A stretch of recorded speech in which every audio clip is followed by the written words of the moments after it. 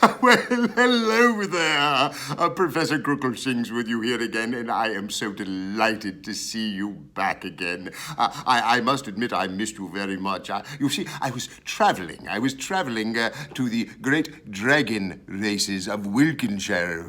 Yes, the annual dragon races in Wiltshire are an exciting thing. I can think of very few things as exciting as dragon races. Have any of you ever seen a dragon race?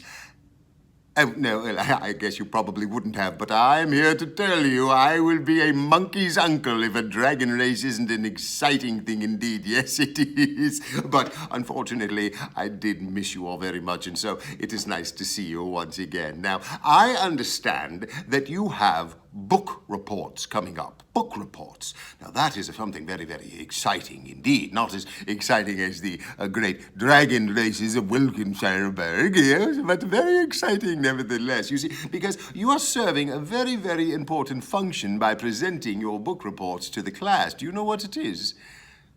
Well, you see, anyone can give an author a few moments of his or her time, and if the author is not quite their cup of tea, you can wish them well and send them on their way, you see. But by performing the duty and service of providing a book report to your class, you can cut right to the chase, you see, because there are so many books in the world that we don't have the time quite often even to give an author a few moments of ours. And so, you see, by telling other people what a book is about and the strengths and the weaknesses and whatnot, we allow them to get a sense for what the book is about without ever having actually read the book themselves, you see. And then they might be able to say, why, my goodness, that does sound like a jolly good time, and I might give that book a try. Or, oh, mercy me, no, not if I live to be 1,000 would I ever dream of reading such a complete pile of dragon dung. Well, perhaps you might not be as saucy as that, but you get the gist. So it's very, very important that you put your all into these book reports and that you support them the same way you would support an argumentative writing piece. You'll remember we spoke about argumentative writing a few weeks ago, and so you would have an argument for or against the book, and then you would support the argument with facts from the book, either about the characters or the plot or maybe the ideas even that the book conveys, whatever really speaks to you or does not speak to you as a reader. And then that way people can say, yes, that sounds for me, or no, it sounds like it is not for me. And so in that spirit, with your kind permission, as always, I would like to present my own book report, and it's rather an unusual book. I could have chosen many books from all over the world, but I thought I would choose a rather unexpected one. And you see, can you believe it? Yes, it is a colouring book, and I do love to colour. Did you know that about Professor Crookleshinks? I know, yes, I do. I find it very calming, very meditative almost. You see, it's very structured, but it is also very creative, and it allows me to focus and calm and quiet my thoughts. You should give it a try.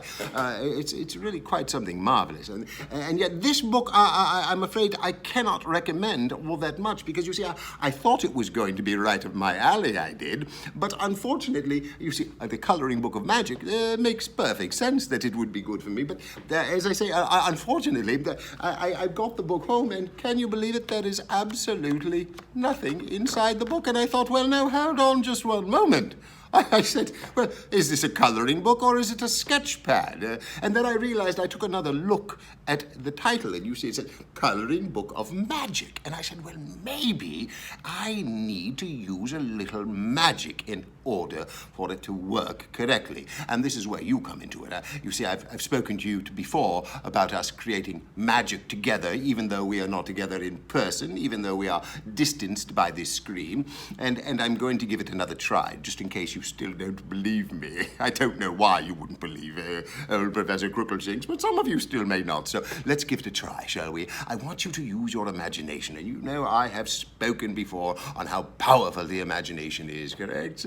And so I want you to imagine that you can see pictures in here of magicians and maybe animals and balloons and clowns, and let's see if it works.